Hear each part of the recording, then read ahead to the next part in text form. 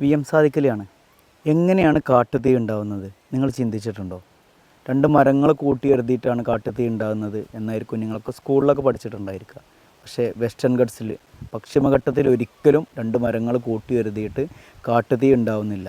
ഏതോ ഒരാൾ കാട്ടിൽ തീ കൊടുക്കുന്ന സമയത്ത് മാത്രമാണ് കാട്ടുതീ ഉണ്ടാകുന്നത്. നമ്മൾ അലസമായിട്ട് വലിച്ചെറിയുന്ന സിഗരറ്റിൻ്റെ കുറ്റിയും അതുപോലെ തീപ്പെട്ടിക്കൊള്ളിയൊക്കെയാണ് ഒരു വലിയൊരു ഏരിയ കത്തി നശിക്കാൻ കാരണമാവുന്നത്. ഇത്തരത്തിൽ കാട്ടുതീ ഉണ്ടായാൽ നമുക്കെന്താണ് പ്രശ്നം എന്നുള്ളത് ചിന്തിക്കുകയായിരിക്കും പല ആളുകളും.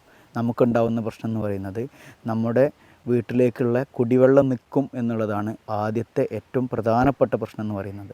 ഈ കാടിൽ നിന്നാണ് നമുക്കുള്ള കുടിവെള്ളം വരുന്നത്.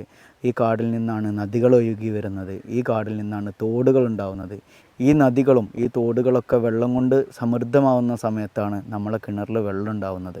ഇത്തരം ചിന്ത ഇല്ലാത്തത് കാരണമൊക്കെയാണ് നമ്മൾ പല ആളുകളും കാട്ടുതീയെ പ്രോത്സാഹിപ്പിക്കുന്നതും കാട്ടുതീ ഉണ്ടാവണം എന്ന് വിചാരിക്കുന്നതും. ഒരിക്കലും കാട്ടുതീ എന്ന് പറയുന്നത് നല്ലൊരു കാര്യമല്ല എന്നുള്ളത് മനസ്സിലാക്കുക. അതുപോലെ തന്നെ കാട്ടുതീ പടരുന്ന സമയത്തുണ്ടാകുന്ന മറ്റൊരു കാര്യം, പുകപടലം കൊണ്ട് മൂടിയിരിക്കും കാടും നാടും എല്ലാം. ഈ പുകപടലങ്ങളൊക്കെ നമ്മൾ ശ്വസിക്കേണ്ടി വരും. എന്തൊരു ഭീകരമായിട്ടുള്ള അന്തരീക്ഷമായിരിക്കും. നമ്മുടെ ജീവന് ഒരു വിലയും കൽപ്പിക്കാത്തത് കൊണ്ടാണ് കാടിനൊക്കെ കത്തിക്കുന്നത്. ഈ കാടിനെ കത്തിക്കുന്നത് നമ്മൾ സ്വയം കത്തുന്നതിന് തുല്യമാണ് എന്നുള്ള ഒരു ബോധ്യം ഉണ്ടാക്കണം നമ്മളെപ്പോഴും. ഫോറസ്റ്റ് ഡിപ്പാർട്ട്മെൻറ്റ് കാട്ടുതീ പടരാതിരിക്കാൻ വേണ്ടിയിട്ട് ഫയർ ബെൽറ്റും ഫയർ ലൈനൊക്കെ കാട്ടിലൂടെ കെട്ടാറുണ്ട്.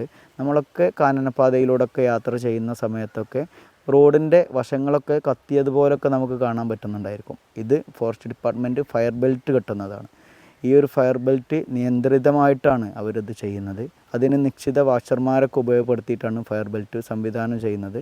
ഞാനൊരു തവണ കാട്ടിലൂടെ യാത്ര ചെയ്യുന്ന സമയത്ത് ബന്ദിപ്പൂർ വനങ്ങളിൽ രണ്ട് അമ്മക്കുരങ്ങുകൾ ഇരിക്കുന്നൊരു കാഴ്ചയുണ്ട്. വളരെ സങ്കടം തോന്നുന്നൊരു കാഴ്ചയായിരുന്നു അത്.